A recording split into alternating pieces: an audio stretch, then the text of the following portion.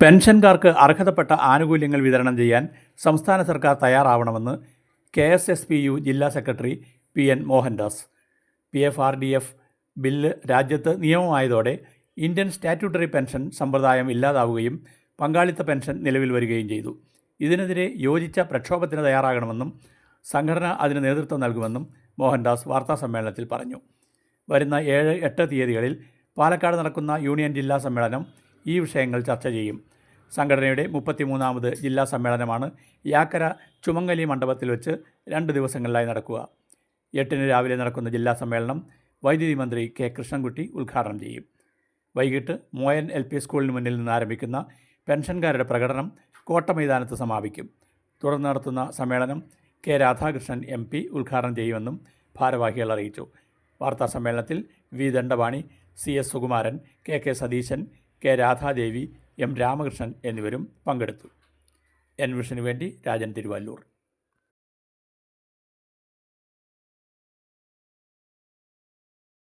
33ാമത് പാലക്കാട് ജില്ലാ സമ്മേളനം ഈ മാസം 7, 8 തീയതികളിൽ പാലക്കാട് യാക്കരയിലുള്ള സുമംഗലി ഓഡിറ്റോറിയത്തിൽ വെച്ച് ചേരുകയാണ്.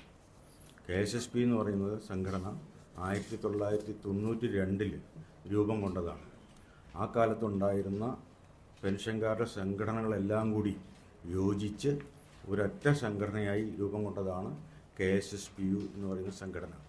കക്ഷി രാഷ്ട്രീയ ജാതി മത വകുപ്പ് കാറ്റഗറി വ്യത്യാസങ്ങൾക്ക് അതീതമായി എല്ലാ പെൻഷൻകാരും ഉൾക്കൊള്ളുന്ന സംഘടനയാണ് KSSPU. കേരളത്തിലാകെ 3.25 ലക്ഷത്തോളം അംഗങ്ങളാണ് ഈ സംഘടനയിൽ ഉള്ളത്.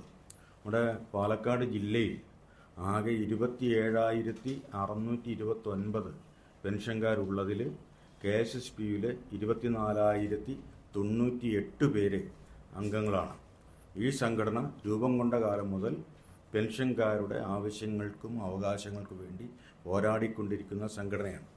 ആ പോരാട്ടങ്ങളുടെ ഫലമായി ഇന്ന് ഇന്ത്യ രാജ്യത്ത് ഏറ്റവും കൂടുതൽ ആനുകൂല്യങ്ങൾ വാങ്ങുന്നവരായി കേരളത്തിലെ സർവീസ് പെൻഷൻകാർ മാറിയിട്ടുണ്ട്.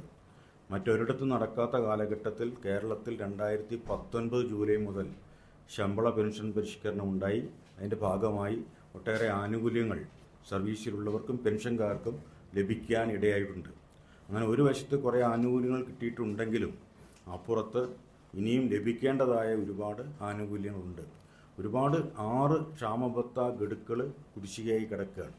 അനുവദിക്കപ്പെട്ട ക്ഷാമബത്തകളുടെ എല്ലാം കുടിശ്ശികയും അവിടെ കിടക്കുകയാണ്. അതൊന്നും കിട്ടിയിട്ടില്ല. ഈ കിട്ടേണ്ട ആവശ്യങ്ങളെല്ലാം ഉന്നയിച്ചുകൊണ്ട് 2021 നവംബറിന് ശേഷം 10 സമരങ്ങൾ KSSPയുടെ നേതൃത്വത്തിൽ കേരളത്തിൽ അങ്ങോളം ഇങ്ങോളം നടത്തുകയുണ്ടായി.